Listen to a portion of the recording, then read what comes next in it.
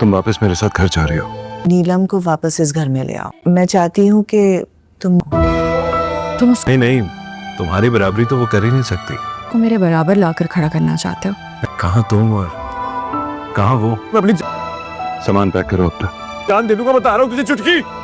Drama मासूम की episode number 25। ये ड्रामा बहुत ही बोर जा रहा है, लेकिन 25 एपिसोड के अंदर ना वजदान नीलम से मिलने उसके घर जाता है और उससे बात करता है। बात करने के बाद उसे कहता है कि तुम अपना सामान पैक करो, तुम्हें मैं ले जाने के लिए आया हूँ, क्योंकि वजदान की वालदा ने उसे हुक्म दिया होता है कि तुम नीलो को वापस घर लेके आओ।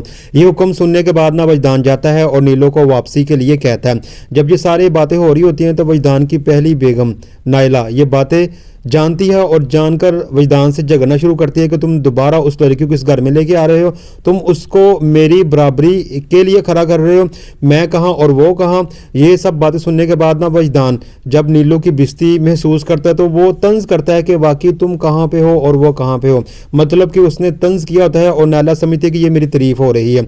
नायला फिलहाल ना काफ़ी एहतजाज करेगी, लेकिन वजदान ने फैसला कर लिया होता है कि वो नीलो को वापस लेके ही आएगा। उधर ना दिलशाद फैसलाबादी की बहन जो कि बीमार होती है, वो भी असल में उसकी भी डिमांड होती है कि उसके सामने नीलो आए, नीलो की शादी ना दिलशाद फैसलाबादी से हो जाए।